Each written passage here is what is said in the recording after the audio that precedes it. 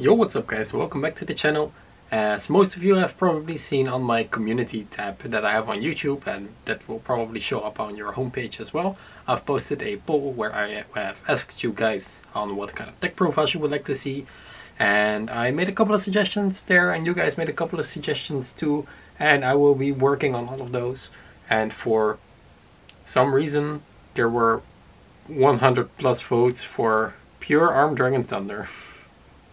Now, I don't really know why you guys picked this deck. It is a deck that I have been working on together with some for a while.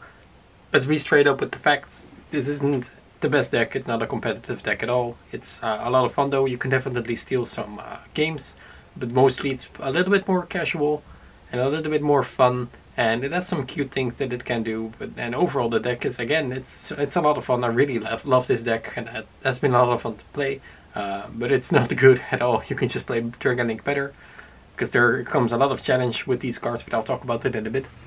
For some reason you all voted on it, so here it is. There's nothing much to say to that. And remember, if you want to be involved in the channel, be sure to keep an eye on the community tab, and be sure to follow me on Twitter, where I post a lot of behind the scenes and interactive stuff as well. And yeah, Blazing Vortex is the last set that was released, and it features a lot of great cards. 2 or 3, I guess. One of the archetypes featured in that set is Armed Dragon Thunder, of course focused on the Armed Dragon cards from back in the day. Strangely enough, these cards all work without the normal Armed Dragons, so this basically works like as a standalone deck, and it doesn't even need the other Armed Dragons, and I'm not even playing the other Armed Dragons because they all don't do anything at all. So it's just a new deck focused on the older deck, but it's completely separate from the older deck, and I'm not really sure what they did, because this might have they could have just called it something entirely different than Armed Dragon, but you know, Armed Dragon Thunder, here it is. Not to be confused with Thunder Dragons, not to be confused with Dragon Link, because this is something else. So this is a dragon focused deck, and the difference with normal dragon decks and this deck is that all these dragons are wind. So you cannot use the broken cards like Chaos Space, you cannot use that, the Rocket Engine, you can use it, but it's not really optimal. And yeah, the entire deck focuses on wind attributes and discarding for cost to activate so that the effects trigger. And I'll talk about the cards in a little bit. It's overall really cool. I made a video once before, it should pop up on the top somewhere, where it was a little bit more with the dragons, with the Dragon Link engine, and we ended on a VFD. You can't do that, but you can still play that deck and end on like a Hyper Terran, which is just an additional negate, which is also nice. Because this deck really facilitates the level 7. And yeah, overall, we made something pure, something control-y, and yeah, let's go into the deck profile and I'll talk about the cards for a little bit. Don't be scared of the Striker Dragon. This is only here because we, you know, have to link summon and link some monsters away. So yeah, let's go into the deck profile. So all the Armed Dragons have the same effect, that they have an effect on the field. You can tribute it and a dragon from your hand to summon the next level from your deck. And they all have an effect when they are tributed as well. So Armed level, Dragon 3 is your normal summon and quote-unquote starter. So we play triple of this one. He summons level 5, and when he is tributed you can draw a card, which is nice. Do note that all these effects are hard once per turn and you can only use one each. Armed Dragon level 5, this is where like it kind of starts clocking a little bit, so we only play 2, because you cannot normal summon it. It summons level 7, and when it's distributed you can add level 5 or higher wind dragon monster from your deck. So pretty generic as well. And this is one of the cards that's interesting with a card that's coming up later, but we'll talk about that then. This is level 7, summoning level 10, and his effect of course is when he is discarded for a dragon effect, you can add any Armed Dragon card from your deck to your hand. So this also searches the spells, which is quite nice because the spells are pretty good. I played double level 10. I only play level 10 because I also played a spell card that copies it. And this card's effect, he gains effects equal to its attack. When he has a 1 plus attack, its name becomes Armed Dragon level 10. When he has 10 plus attack, its control cannot switch, which is nice. When it has 100 plus attack, it cannot be destroyed by battle. When it has 1000 plus attack, once per opponent's turn, quick effect, you can send 1 card from your hand to the graveyard as a cost, triggering all the other effects. Target 1 other card on the field, destroy it, and if you do, this card gains 1000 attack. It's quite nice. So this is kind of your like a trident pop. It's a pretty nice card. It works. It's only once per turn, sadly, but it's cool though. It gets like 4k, cannot be destroyed by battle. Pretty strong beefy monster. And when it has 10,000 attack once per turn, you can destroy all other cards on the field, which is kind of nice, a nuking effect. Overall pretty solid. Then we play one armed dragon, level 10 white, mainly as an extender. Cannot be normal summoned or set, must be special summoned by its own effect. You can banish armed dragon monsters from your field or graveyard whose total levels equal 10. Special summon this card from your hand. Then you can add one white veil. We're not playing that because that's a bad card that doesn't do anything. You can only use that once per turn. You take no effect damage, which might come up, you never know. At the start of the damage step, if this card attacks, you can destroy one card on the field. So overall, just an extender, an extra body. It helps. It's really easy to summon because you can just banish one level 10 or like 3 and 7, and overall it's pretty solid. Then we play triple lightning dragon, ruler of the drafts. You can discard this card and one dragon or wind monster as a cost to special summon one tempest, the dragon ruler of the drafts, from your deck, but it cannot attack this turn. You can only use each effect once per turn.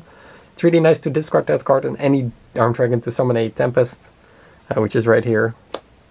Being a wind dragon helps, and discarding for cost helps a lot too.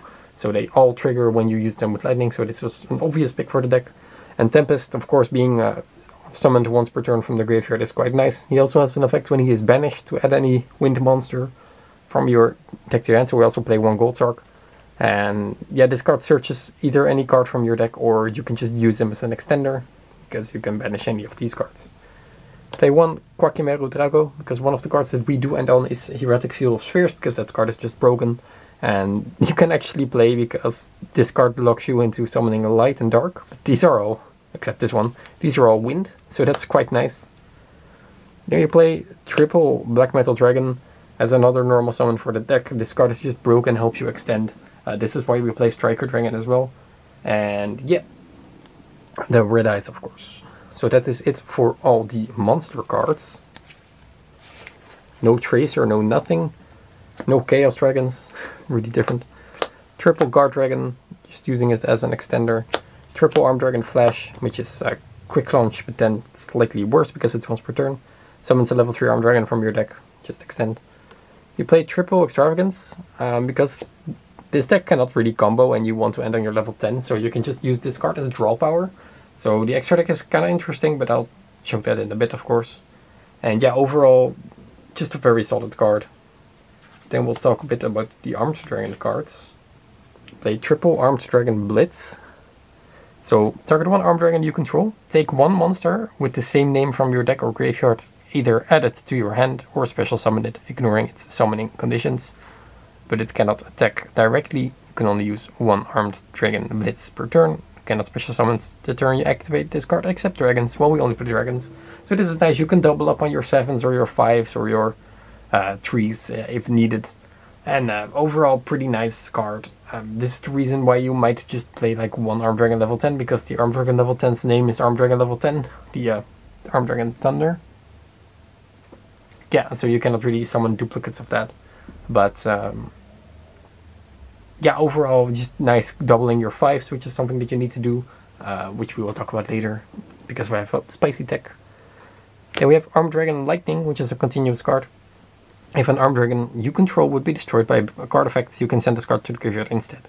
You can target one Armed Dragon monster you control, then activate one of these effects. It gains attack equal to its level times 100, which might come up, I guess. But the other effect is why we mainly use it. Add one Armed Dragon monster with an equal or lower level than it's from your graveyard to your hand. This just adds back fodder, because you use your resources really quick, because if you start with the level 3 you have to discard one. Then you do get your plus of the cards you discard, but like you want to keep your cards in hand for the next turn as well. So it kind of gives you additional resources, which is why I wanted to play it. We play one for one because we want to summon Black Metal. We play one Gold Sark because Banishing Tempest searches any dragon in the deck. And then we play the other pot, which is Double Pot of Avarice, because again we blow through our resources really quick.